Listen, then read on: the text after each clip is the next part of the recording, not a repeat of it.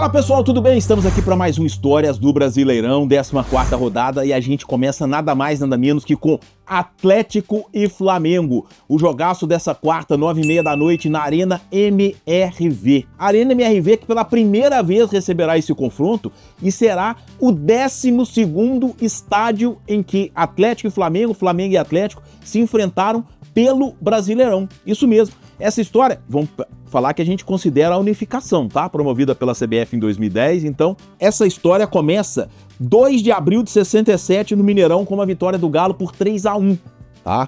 Depois, olha só que interessante. Em 69, 15/10, o Galo faz 3-1 no Maracanã. Foi o primeiro jogo entre eles no Maracanã pelo Campeonato Brasileiro. Em 91, o Flamengo levou o jogo contra o Galo para Gávea, seu estádio ali perto da Lagoa Rodrigo de Freitas, dia 30 de março, Atlético 3-1. Os 3 primeiros jogos de Atlético e Flamengo, Mineirão, Maracanã e Gávea, pelo Brasileirão, o Galo fez 3-1. Em 2001, eles jogaram no Cerejão, no Distrito Federal. O Galo venceu por 2-1. Em 2004, no Raulino Oliveira, Volta Redonda, o Flamengo levou o jogo para o interior do Rio, 0-0. Também em 2004, no retorno, o palco do clássico foi o Ipatingão e o Galo aplicou aquela goleada de 6-1 no momento em que os dois brigavam contra o rebaixamento.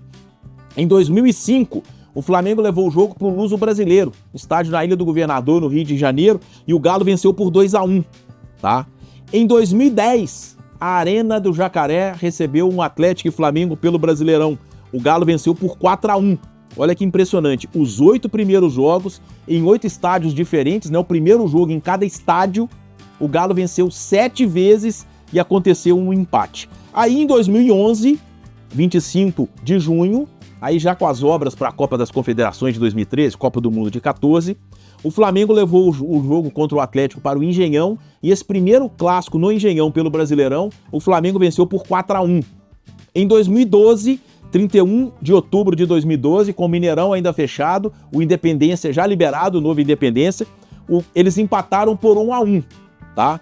E o último novo estádio, né, nesse confronto pelo Brasileirão, foi o Mané Garrincha em 2013, 4 de agosto, e o Flamengo fez 3-0. Agora a Arena MRV recebe o primeiro clássico entre Atlético e Flamengo, também o primeiro clássico no Brasileirão, logicamente, e o Galo tenta fazer valer essa superioridade aí, né? Nos 11 jogos anteriores, o primeiro jogo num estádio pelo Brasileirão, o Galo venceu 7 vezes, foram 2 empates e 2 vitórias do Flamengo. No retrospecto recente, considerando os 3 últimos jogos, 2 vitórias do Flamengo e 1 empate. Vamos ver quem leva a melhor nesse grande clássico na Arena MRV. Um abraço, pessoal. Fala, pessoal, vamos agora falar de Fluminense e Internacional, tricolor carioca, lanterna do Campeonato Brasileiro, estreando o Mano Menezes exatamente contra o Internacional. O Mano Menezes dirigiu recentemente e olha só que história interessante que une esses dois clubes, tá?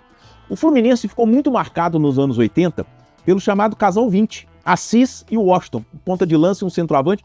Eles já tinham feito sucesso no Atlético do Paraná, o Fluminense contratou os dois e lá nas Laranjeiras, né, no Clube Carioca, eles ganharam o apelido de Casal 20. Mas a gente pode dizer que antes de Assis e Washington, já teve um outro Casal 20 e brilhou com as 2 camisas, tanto de Fluminense quanto de Internacional. Em 1970, o Fluminense ganhou a última edição da Taça de Prata, o seu primeiro título brasileiro, tá? Se apoiando demais numa dupla de atacantes formada pelo centroavante Flávio, que eles tinham o apelido de Minuano, e Lula, ponta esquerda. O Flávio, inclusive, era o artilheiro da Taça de Prata, com 10 gols até a penúltima rodada da fase classificatória. Ele se machucou num jogo contra o Atlético, tá? E ficou de fora da última rodada da fase classificatória e do quadrangular final em turno único. Então, ele perdeu os últimos 4 jogos. O seu substituto foi o Mickey, que brilhou intensamente. O Fluminense no quadrangular final foi campeão ganhando do Palmeiras de 1-0, gol do Mickey, do Cruzeiro de 1-0, gol do Mickey, empatando com o Atlético Mineiro por 1-1, gol do Mickey. Olha só que impressionante. Mas, de toda forma, na campanha, na caminhada, o centroavante titular era o Flávio, que tinha 10 gols, acabou perdendo a artilharia da competição para o Tostão do Cruzeiro, que fez 12, né? E o Lula, ponta esquerda. 5 anos depois, primeiro título brasileiro do Internacional, o primeiro título nacional do futebol gaúcho, é conquistado pelo Colorado, tendo Flávio como centroavante e Lula como ponta esquerda. Curiosamente, a semifinal, que foi em jogo único, uma das semifinais em jogo único, reuniu Fluminense e Internacional no Maracanã. O Fluminense tinha um grande time chamado de Máquina Tricolor, formado pelo Francisco Horta, tinha como grande estrela o Rivelino, mas o Internacional venceu por 2-0, um gol do Paulo César Carpegiani, que depois se tornou treinador, e o outro exatamente do Lula. E o centroavante do Internacional era o Flávio, que inclusive foi o artilheiro do Campeonato Brasileiro. Então, quer dizer, essa dupla, esse verdadeiro casal 20, Lula e Flávio, é um elo entre Fluminense e Internacional. Um abraço, pessoal. Fala, pessoal! Grêmio e Palmeiras, dois times numa situação completamente diferente. O Grêmio luta para sair lá de baixo. Palmeiras briga para poder ser líder do Campeonato Brasileiro. E a gente vai contar aqui uma história que aconteceu em 1967, quando o Campeonato Brasileiro, o Robertão, a primeira edição do Robertão, teve uma decisão espetacular. Por quê? O torneio foi decidido num quadrangular em turno e retorno. E sabe quem participou desse quadrangular? Palmeiras, Corinthians, Grêmio e Internacional. Isso mesmo. Os dois maiores rivais paulistas e os dois maiores rivais gaúchos brigando pelo primeiro título do Robertão nacionalizado, porque o Robertão era o torneio Roberto Gomes Pedrosa, que era o Rio-São Paulo. Só que em 1967 abriu esse torneio para outros estados e os gaúchos logo de cara chegaram ao quadrangular decisivo. E o quadrangular que teve Palmeiras, Corinthians, Grêmio e Internacional.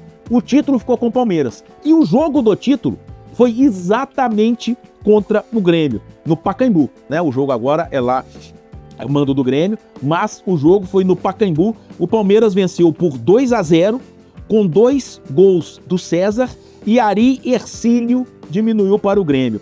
O quadrangular em turno e retorno foi sensacional. Ele começa com Corinthians e Grêmio, Internacional e Palmeiras. O Palmeiras faz uma campanha realmente muito boa e chega aos 9 pontos nos 6 jogos. Lembrando, tá, gente, que aqui era 2 pontos por vitória e 1 por empate.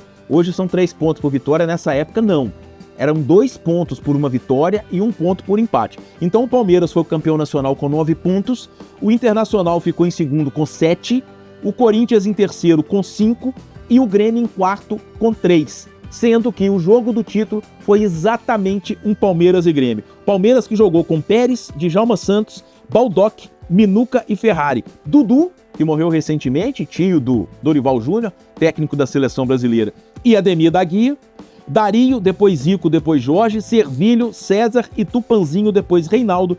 O técnico era o Aimoré Moreira, tá? O Grêmio jogou com Arlindo, Everaldo, Ari Hercílio, Paulo Souza e Ortunho. Áureo, depois Paíca e Cléo. Babá, depois Loivo, João Severiano, Beto, depois Vieira e Volmir. O técnico era o Carlos Froner, um dos grandes nomes do futebol gaúcho. Então é isso. Sempre que jogam Grêmio e Palmeiras, Palmeiras e Grêmio, é impossível não lembrar deste quadrangular final do Robertão de 1967. Um abraço, pessoal!